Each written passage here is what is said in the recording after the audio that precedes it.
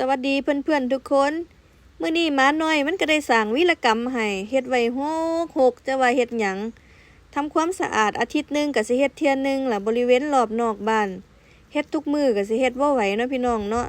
หมา2ตัว3ตัวหยอกกันอยู่นี่ล่ะ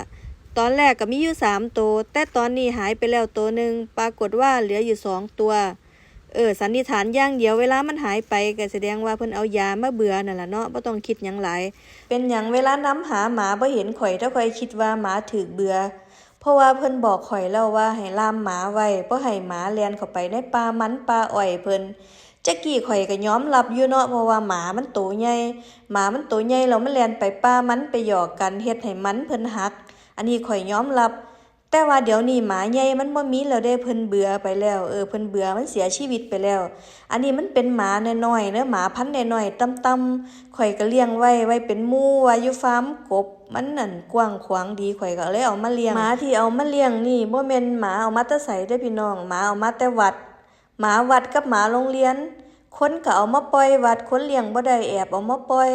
มาที่นี่ข่อยลิตนหลวงพ่อเนาะเพิ่นก็เลี้ยงหลายโตแล้วข่อยก็เลยเอามาเลี้ยงซอยเพิ่นเอามาปล่อยไว้นี่ล่ะหมาตัวน้อยๆนึงดอกพอเลี้ยงได้อยู่ข่อยก็เอามาทั้งหมด3โตแต่เดี๋ยวนี้เหลือ2โตบ่รู้ว่าโตนึงมันไปไสข่อยก็เลยสันนิษฐานว่าต้องเป็นฝีมือพ่อใหญ่เก่าแน่ๆเลยที่ติดกันเนาะมันเป็นจังซี่ล่ะมันยากจังซี่ล่ะภาษาหมาซื่อๆเพิ่นก็บ่เว้นให้เนาะพี่น้องเนาะใจคนใจ